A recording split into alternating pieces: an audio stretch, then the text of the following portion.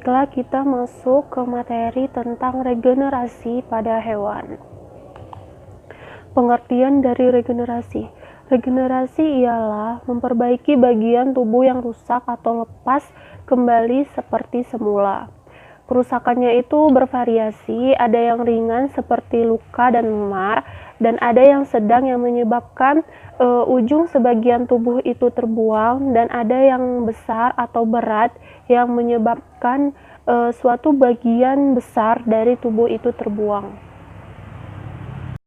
Regenerasi merupakan peristiwa yang terjadi atas beberapa tahap, yaitu yang pertama penyembuhan luka, lalu yang kedua penyembuhan jaringannya, lalu yang ketiga pembentukan blastoma, dan yang terakhir itu morfologi dan rediferensiasi.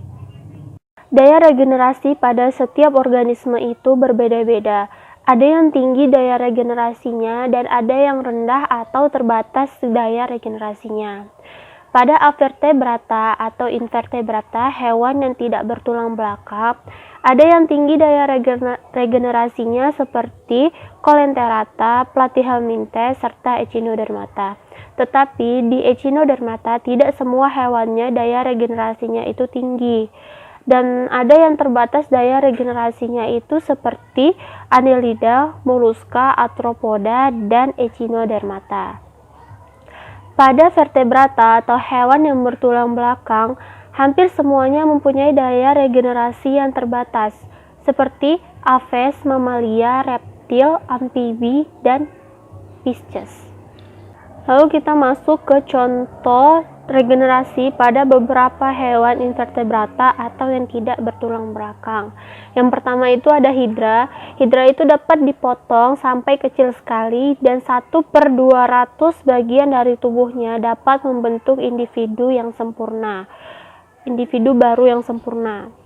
Hewan ini memiliki sel induk yang menyebar di seluruh bagian tubuhnya. Pada hidra hanya terdapat satu jenis sel induk yang dapat melakukan segala pekerjaan dan fungsi. Lalu selanjutnya ada planaria. Planaria merupakan hewan yang memiliki daya regenerasi yang paling tinggi. 1/300 dari bagian tubuhnya itu dapat membentuk individu baru yang sempurna. Pada slide itu menunjukkan contoh dari regenerasi pada planaria. Lalu selanjutnya ada bintang laut. Apabila seekor bintang laut kita cincang, lalu kita kembalikan lagi dia ke laut, tiap cincangan dari tubuhnya itu akan tumbuh dan membentuk individu yang baru. Lalu ada tripang. Tripang ini dia bisa melepaskan sendiri alat-alat dalamnya seperti alat pernapasan dan saluran pencernaan keluar lewat anusnya. Dan itu akan diganti menjadi alat pernapasan atau saluran pencernaannya yang baru. Lalu ada Annelida. Annelida mempunyai daya regenerasi yang terbatas. Apabila tubuhnya dipotong, maka setiap potongan tubuhnya tersebut dapat membentuk individu baru, tetapi segmennya tidak selengkap semula. Alat genitalia tidak ikut beregenerasi. Hewan Annelida yang tidak dapat melakukan regenerasi yaitu pacat dan lintah. Selanjutnya ada molluska. Molluska ini memiliki daya regenerasi yang sangat kecil. Lalu ada krustase. Krustase ini termasuk ke dalam hewan tinggi daya regenerasinya di dalam filum ini, baik tingkat larval maupun tingkat dewasa. Lalu ada insekta. Pada insekta, regenerasi hanya terbatas pada waktu larvanya saja. Lalu pada laba-laba dan kepiting, dia melepaskan sendiri ruas-ruas kakinya atau yang disebut dengan autotomi. Lalu kita masuk ke contoh regenerasi pada hewan vertebrata atau hewan yang bertulang belakang. Dibandingkan dengan hewan invertebrata, hewan vertebrata ini memiliki daya regenerasi yang terbatas. Tetapi terdapat subfilum yang memiliki daya regenerasi yang tertinggi, yaitu salamander atau Urodela. Salamander ini banyak dipakai dalam regenerasi eksperimental.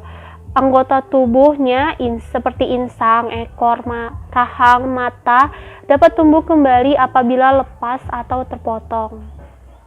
Lalu pada anura atau amfibi, regenerasinya itu hanya terbatas pada saat larvanya saja dan hanya pada anggota serta ekor. Dan anura atau amfibi yang sudah dewasa tidak bisa beregenerasi sama sekali.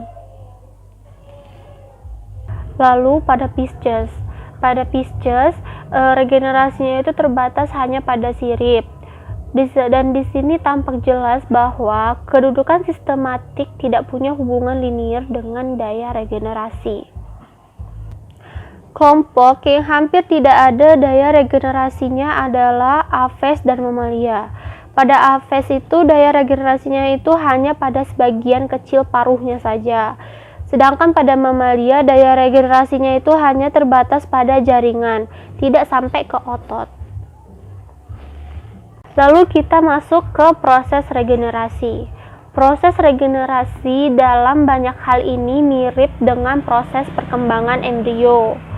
Pembelahan yang cepat, sel-sel yang belum khusus, timbullah organisasi yang kompleks dari sel-sel khusus. Proses ini melibatkan morfogenesis dan diferensiasi seperti perkembangan embrio, akan tetapi paling tidak ada satu cara proses regenerasi yang berbeda dari proses perkembangan embrio.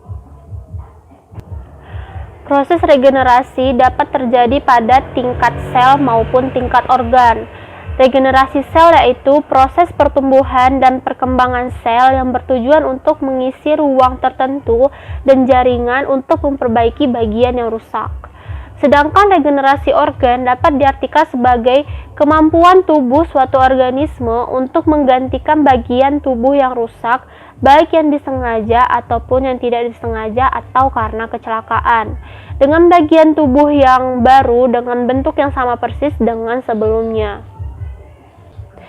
Lalu kita masuk ke contoh proses dari regenerasi. Di sini kita memakai contoh dari hewan salamander, karena banyak dari penelitian yang menggunakan hewan salamander untuk penelitian tentang regenerasi. Di sini satu kaki salamander itu dipotong dekat pangkal lengan. Lalu terjadilah proses yang pertama itu darah mengalir dan menutupi permukaan luka. Lalu membeku membentuk skap. Skap ini berfungsi sebagai pelindung. Pada slide itu terdapat satu gambar di mana gambar tersebut menjelaskan tentang bagaimana pertumbuhan atau proses regenerasi dari kaki salamander yang terpotong.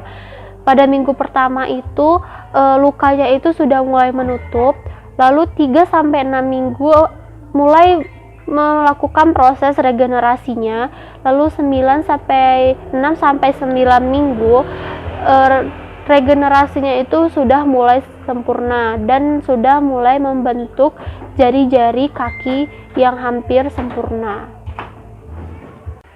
Lalu proses selanjutnya yaitu epitel kulit menyebar di permukaan luka di bawah skap.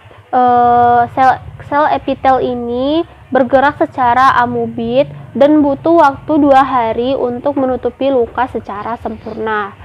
Lalu dediferensiasi sel-sel jaringan sekitar luka, sehingga jaringan-jaringan tersebut bersifat mudah kembali dan pluripoten untuk membentuk berbagai jenis jaringan baru.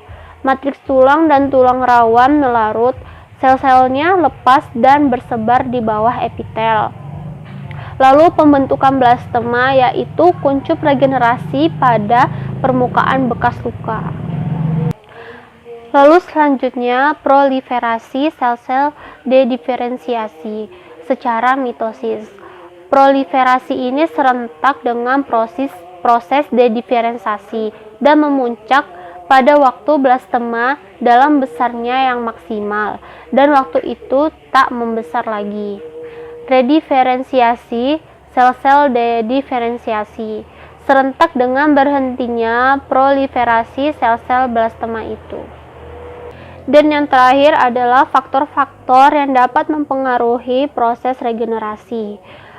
Ada beberapa faktor yang dapat mempengaruhi proses regenerasi, yaitu yang pertama, temperatur atau suhu. Regenerasi akan menjadi lebih cepat pada suhu 29,7 derajat Celcius. Lalu yang kedua itu ada sistem syaraf, lalu ada asupan makanan, lalu yang terakhir itu adalah faktor umur. Semakin tua makhluk atau hewan tersebut, maka proses regenerasinya itu semakin lama atau lambat.